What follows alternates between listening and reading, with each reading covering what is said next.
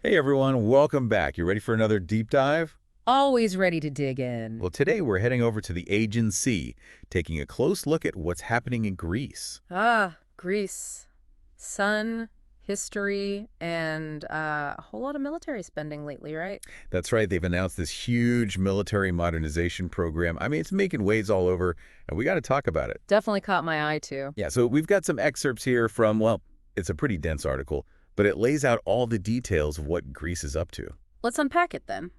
All right, so big picture first. Greece is going all in on upgrading their military. We're talking big time, like most important national defense reform ever undertaken, kind of big. Yeah, I saw that quote from spokesperson Pavlos Marinakis. Not mincing words, are they? Nope, not at all. Yeah. And, it makes you wonder why such a big push now. But let's get into the specifics. First up, they're building a brand new air defense system. Now, that's interesting because it's not just about bolstering what they already have. They're going for some really cutting-edge stuff. Yeah, like anti-aircraft and anti-drone tech. That's some serious 21st century defense strategy right there. Definitely. Drones are, well, I mean, they're changing the whole landscape of warfare, aren't they? Absolutely. It's not just about large-scale conflicts anymore. Drones are playing a role in all these regional skirmishes, proxy wars, you name it. Right. So for a country like Greece, which, let's face it, has a bit of a history with its neighbors. Cough. Turkey cough. You're saying this air defense system is a pretty strategic move. Exactly. Greece wants to be ready for anything, and this new system shows they're taking the evolving threat of drones very seriously. Okay, so air defense, check. But they're not stopping there. They're also seriously boosting their cyber warfare capabilities. Oh, yeah, that's huge. Cyber warfare, it's like the silent battlefield, right? Totally. It's all about disrupting communications, jamming radar systems, even messing with critical infrastructure. Yeah. You can cripple a country without even firing a shot. And it's a lot harder to defend against, a lot less predictable. It's a whole new set of challenges. Which is probably why Greece sees investing in cyber warfare as such a priority. They want to be on the cutting edge there too. Makes sense. And speaking of cutting edge, get this, they're getting their own military satellite. Whoa, hold on, really? That's some next level stuff. Right. You don't see that every day, especially from a country like Greece. I mean, this is a major investment, a real statement of intent. So what does a military satellite even do for them? It's got to be more than just, like, Google Maps with better resolution, right? Oh, way more. Think secure communications, real-time intelligence gathering, early warning systems. They'll be able to monitor their territory and the surrounding waters like never before. Okay, so that's a game changer. You're talking about a level of situational awareness that most countries can only dream of. Exactly. And it gives them a level of independence they didn't have before.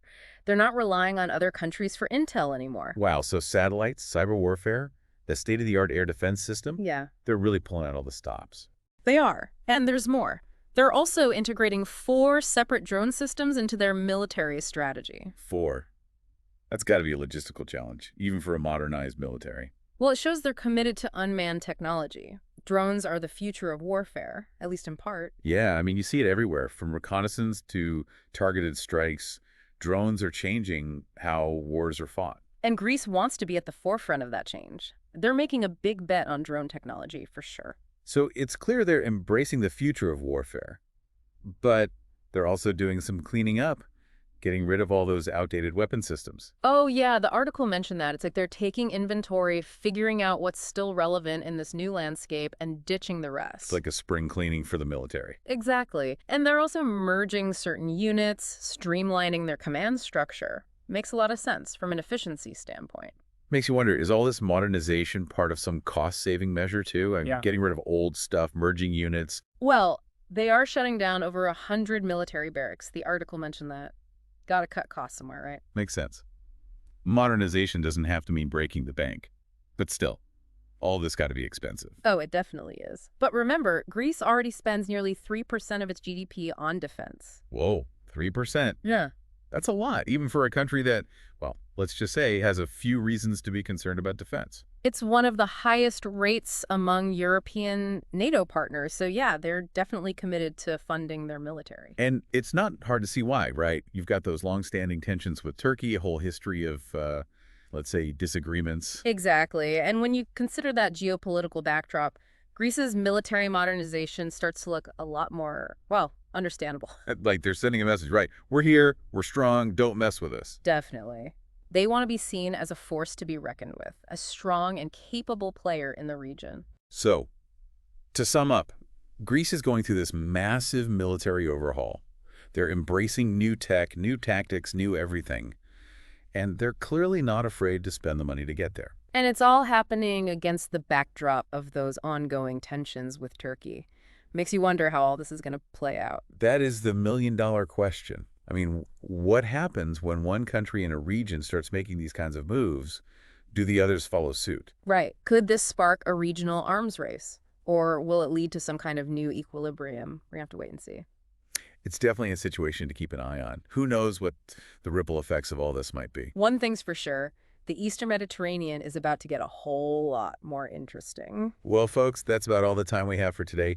Thanks for joining us on this deep dive into Greece's military moves. It's a complex situation with a lot of unknowns, but hopefully we've given you some food for thought. Lots to ponder for sure. Until next time, stay curious. Yeah.